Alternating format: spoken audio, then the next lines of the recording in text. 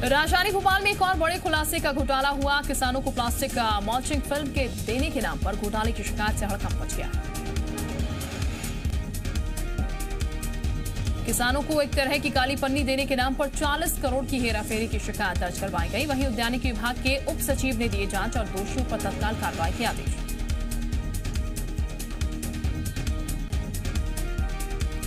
पौध खरीदी में करोड़ों के घोटाले का खुलासा होने के बाद सीएम शिवराज सिंह ने पूरे मामले पर चुप्पी साध दी है। मध्य प्रदेश छत्तीसगढ़ की टीम लगातार सीएम शिवराज सिंह से सवाल पूछ रही है, लेकिन सीएम शिवराज सिंह कुछ भी बोलने को तैयार नहीं। भोपाल में मध्य प्रदेश छत्तीसगढ़ के संवाददाता ने कहा, एक नहीं बल्कि 2 बार सीएम शिवराज सिंह से पौधे खरीदने में घोटाले और अधिकारियों को बचाने के आरोपों को लेकर सवाल पूछे, लेकिन उन्होंने सवालों से किनारा कर दिया और बिना जवाब दिए ही मौके से निकल गए।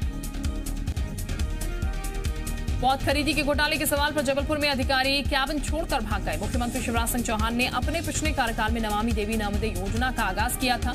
योजना के तहत जमकर घोटाला हुआ। मध्य प्रदेश छत्तीसगढ़ ने पूरे मामले का खुलासा किया।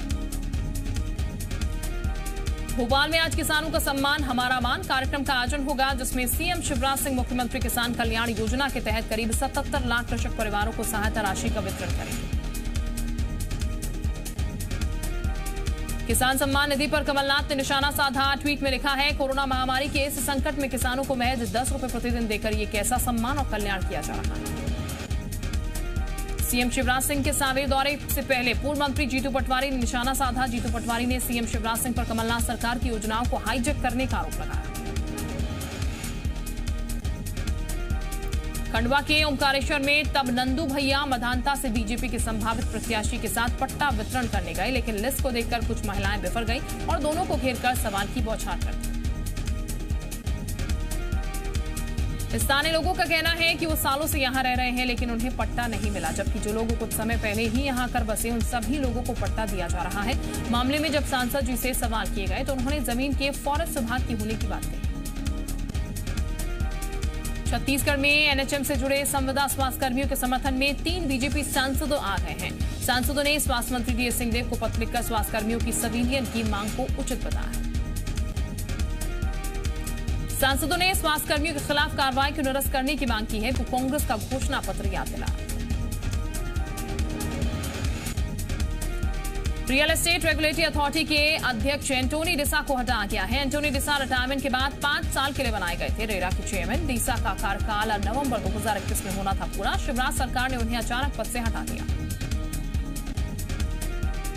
कांग्रेस नेता श्रीकांत चतुर्वेदी और सत्येंद्र सिंह तोमर ने बीजेपी की सदस्यता ग्रहण की है। सीएम आवास पर सीएम शिवराज सिंह चौहान और राज्यसभा सांसद ज्योतिरादित्य सिंधिया ने दोनों नेताओं को सदस्यता दिलवाई।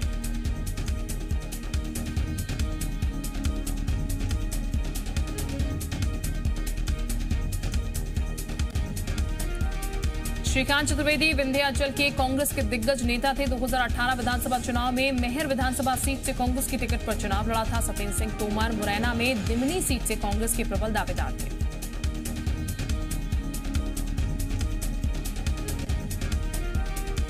कमलनाथ ने सीएम शिवराज सिंह पर झूठी घोषणाएं कर जनता को बरगलाने का आरोप लगाया। कमलनाथ ने कहा कि शिवराज सिंह रोज अपने दौरे में इतना झूठ बोल रहे हैं और उनकी इतनी घोषणाएं झूठी हैं और अब झूठ भी शर्मा रहा है। कमलनाथ के मुताबिक एक तरफ सीएम शिवराज आर्थिक संकट का हवाला देकर किसानों युवाओं की मांग को अनसुना कर रहे हैं, दूसरी तरफ चुनाव में जनता को गुमराह करने के लिए झूठी घोषणाएं कर रहे हैं। कमलनाथ ने कहा है कि शिवराज सिंह की करोड़ों की घोषणाओं का हिसाब लगाया जाए तो भारत सरकार का बजट भी कम पड़ जाए। छत्तीसगढ़ में आईसीएमआर की ओर से सीरो सर्विलांस के तहत टेस्ट किए जा रहे हैं। 10 जिलों में किए गए सीरो सर्विलांस टेस्ट में 3 जिलों का अंतरिम रिपोर्ट जारी कर दी गई। इसके तहत रायपुर के 13.41% लोगों के, दुर्ग में 8.31% लोगों के और राजनांदगांव में 3.76% लोगों के शरीर में कोरोना संक्रमण से लड़ने वाले एंटीबॉडीज पाए गए। आईसीएमआर की टीम ने आम लोगों और जोखिम वाले लोगों के सैंपल लिए हैं। रायपुर में 492, दुर्ग में 517, राजनांदगांव में 504 सैंपल लिए गए हैं। 1513 सैंपल में से 128 में यानी कि 8.50% सैंपल में एंटीबॉडीज पाई गई है। माना जा रहा है कि आईसीएमआर की सभी 10 जिलों की अंतिम रिपोर्ट 15 दिनों में आ सकती है। ग्वालियर में पूर्व मंत्री जयभान सिंह पवैया ऊर्जा मंत्री प्रद्युम्न सिंह तोमर एक साथ प्रचार करते नजर आए। उपचुनाव के लिए बीजेपी के महासंपर्क अभियान के तहत पूर्व मंत्री जयभान सिंह पवैया ने ऊर्जा मंत्री प्रद्युम्न सिंह तोमर के साथ मिलकर ग्वालियर शहर में जनसंपर्क किया।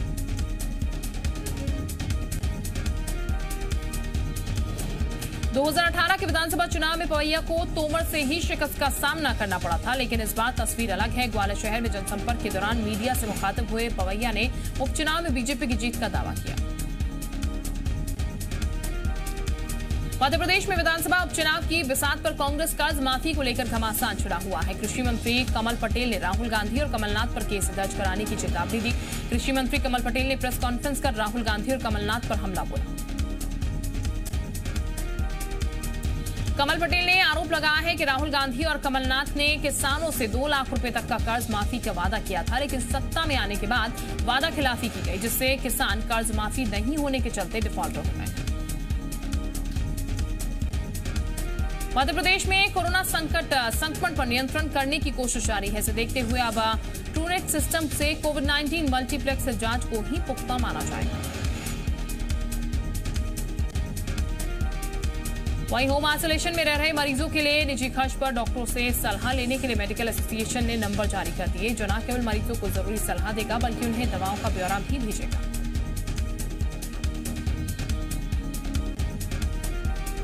मध्य प्रदेश में कोरोना का कहर जारी है। हर दिन 2000 से ज्यादा नए मरीज सामने आ रहे हैं। आज भी 2227 मरीज सामने आए, लेकिन राहत की बात यह रही कि कल नए मरीजों की तुलना में ठीक होने वाले मरीजों की संख्या ज्यादा रही।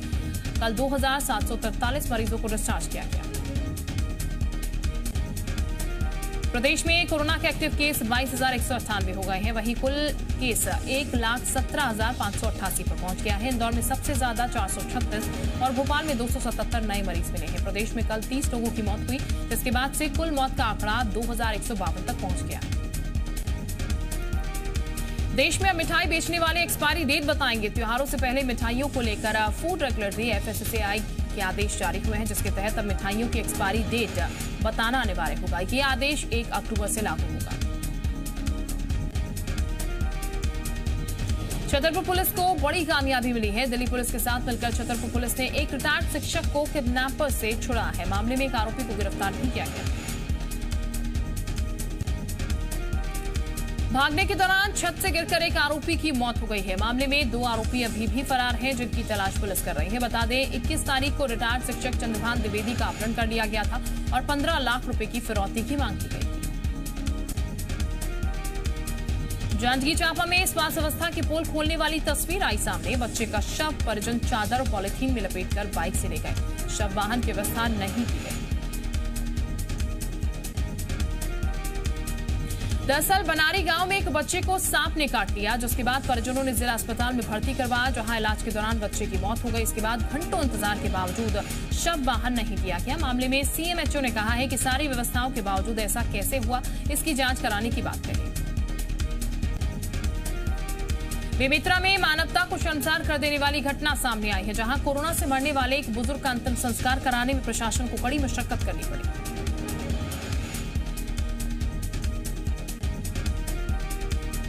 घटना थानखमरे इलाके के भनोरा गांव की है। यहां कोरोना से 72 साल के बुजुर्ग की मौत हो गई है। ग्रामीणों ने कोरोना फैलने के डर से परिजनों को बुजुर्ग का अंतिम संस्कार नहीं करने दिया।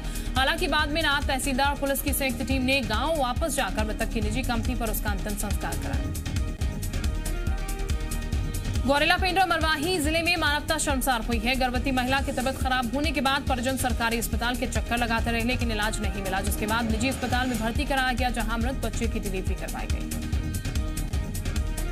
पूरा मामला गौरेला विकास खंड के पडवानिया गांव का है। गर्भवती महिला पुनियाबाई की तबीयत खराब होने के बाद परिजन MCH अस्पताल गौरेला ले गए, जहां डॉक्टरों को बच्चे की फेटल हार्ट रेट नहीं मिली तो अल्ट्रासाउंड की सलाह देते हुए बिलासपुर सिम्स रेफर कर दिया गया था।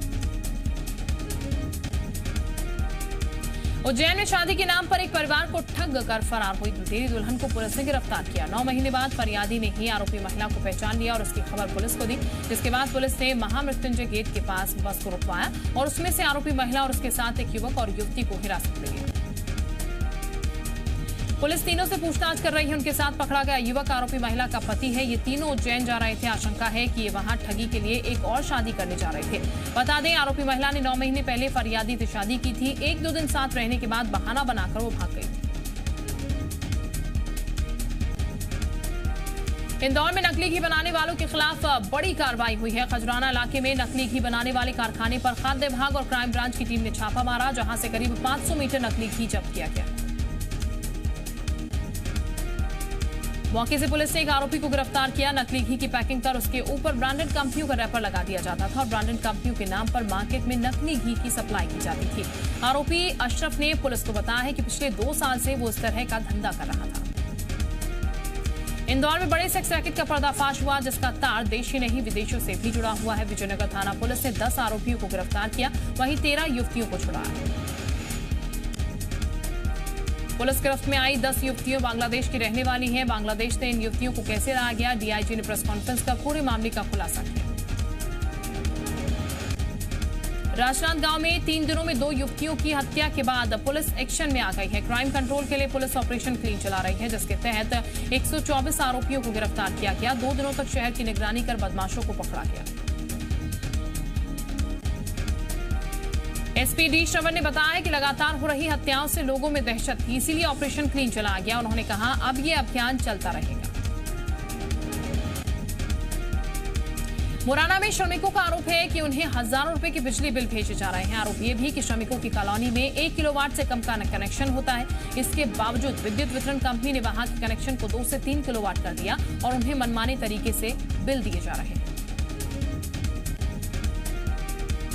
अपनी शिकायत को लेकर श्रमिकों ने विद्युत वितरण कंपनी के दफ्तर का घेराव किया। प्रदर्शन में पहुंचे पूर्व विधायक रघुराज कसाना भी श्रमिकों को भरोसा देते हुए नजर आए। उधर कंपनी के अधिकारियों का दावा है कि मामले में जांच के बाद उचित कार्रवाई की जाएगी। कोंडा गांव में कथित धर्मांतरण का मुद्दा शांत होने का नाम नहीं ले रहा। आईजी, कलेक्टर और एसपी लगातार दोनों पक्षों की बैठक ले रहे हैं, लेकिन दोनों पक्ष समझौते को तैयार नहीं है। सैकड़ों ग्रामीण कलेक्टर पर मौजूद हैं। विवाद 3 दिन से चल रहा है। कहा जा रहा है कि मामला प्रशासन से नहीं संभल रहा। अधिकारी मीडिया से बात करने को तैयार नहीं। सैकड़ों ग्रामीणों ने 10 मकानों को तोड़ दिया था, जिसके बाद गांव में तनाव बढ़ गया था, जो अभी शांत नहीं हुआ है।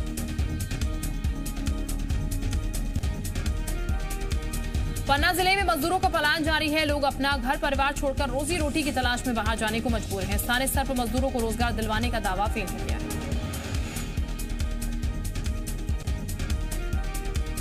बता दें कि पन्ना जिले में हर रोज 8 बसें मजदूरों को लेकर दिल्ली की तरफ जाती हैं। बसों में अधिक किराया देकर अपनी जान पर खेलते हुए मजदूर बाहर जा रहे हैं। कलेक्ट्रेट ने माना है कि जिले में मजदूरों के लिए ज्यादा रोजगार के साधन नहीं है।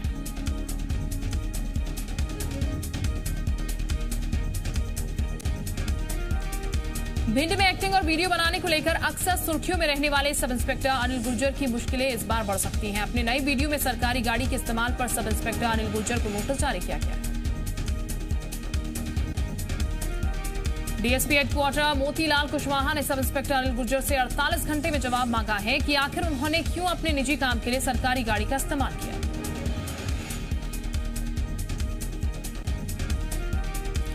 बड़वानी में किसान परेशान है। बारिश की वजह से पहले ही उनकी फसल खराब हो चुकी थी। इसके बाद बचे हुए प्याज पर वायरस ने अटैक कर दिया, जिससे पूरी फसल बर्बाद हो गई। खेतों में सब्जी ना के बराबर है।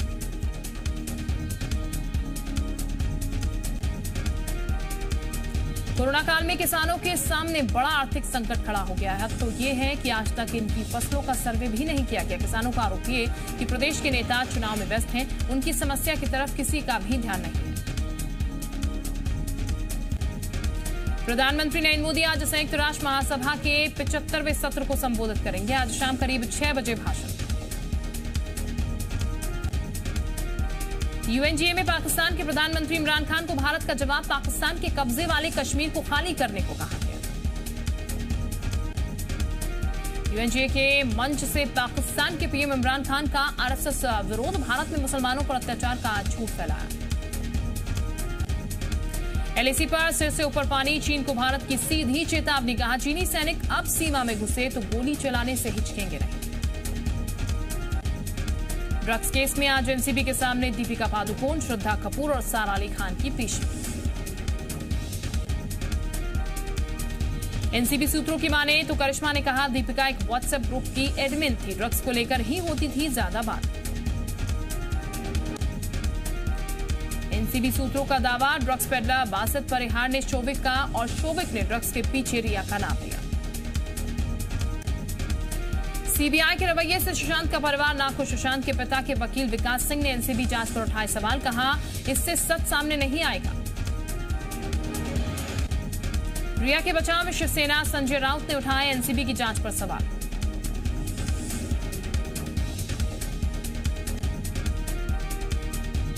देश में कोरोना मरीज 58 लाख के पार, देश के लिए राहत की खबर। रूस 5 देशों को जल्द भेजेगा स्पुतनिक वैक्सीन, सबसे बड़ी खेप भारत। देश में 24 घंटे में कोरोना के 86,052 नए मरीज मिले, जबकि 1,141 लोगों की हुई मौत। दिल्ली में पिछले 24 घंटे में कोरोना के 3,827 नए मामले, पिछले 24 घंटे में कोरोना से 24 लोगों की हुई मौत। 1 अक्टूबर से मुंबई में आने जाने के लिए लगेगा ज्यादा टोल टैक्स, 5 से 25 रुपए की बढ़ोतरी, 30 सितंबर 2023 तक लागू रहेगा नियम। देश की पहली रैपिड ट्रेन का look launch, make in India के तहत होगा निर्माण, दिल्ली से मेरठ के बीच चलेगी पहली rapid train. Yes bank case में ईडी ने राणा कपूर पर कसा शिकंजा, ईडी ने राणा कपूर के 127 करोड़ रुपए के लंदन फ्लैट को कुर्क किया। ईएसआईसी योजना से जुलाई में 7.41 लाख नए सदस्य जुड़े, इससे पिछले महीने इन योजनाओं से 8.13 लाख नए सदस्य जुड़े। ब्रिटेन की टेलीकॉम कंपनी वोडाफोन को राहत, भारत सरकार के खिलाफ जीता 20,000 करोड़ का मुकदमा। इंडियन प्रीमियर लीग के 7वें मैच में चेन्नई सुपर किंग्स की बड़ी हार, दिल्ली कैपिटल ने दर्ज की लगातार दूसरी जीत। दिल्ली कैपिटल्स ने 44 रनों से मैच जीता, पृथ्वी शॉ ने 64 रनों की पारी खेली, उन्हें मैन ऑफ द मैच चुना गया। फ्रेंच ओपन पर कोरोना वायरस का कहर, दर्शकों की संख्या 1000 तक सीमित। तारक मेहता के 3000 एपिसोड पूरे होने पर दिलीप हुए इमोशनल, कहा इस शो ने मेरी जिंदगी बदल दी। लॉकडाउन के बाद पहली बार फॉर्मल में दिखे जय भानुशाली, इंस्टाग्राम पर शेयर की फोटो। टाइगर श्रॉफ का डेब्यू सॉन्ग अनबिलीवेबल ने मचा धमाल, रिलीज होते ही सोशल मीडिया पर जमकर छाया। कोरोना महामारी पर संयुक्त राष्ट्र में भिड़े चीन, रूस और अमेरिका, चीन ने कहा एक तरफा प्रतिबंधों का विरोध हो, अमेरिका ने जताई निराशा। चीन के साथ सीमावाद पर ट्रंप ने जताई आशा, कहा भारत चीन आपस में ही सीमावाद सुलझाने में सक्षम। मध्य अर्जेंटीना में नहीं थम रही जंगलों की आग, पहाड़ी और ग्रामीण इलाकों में आग का तांडव, आसमान में धुएं का गुब्बार।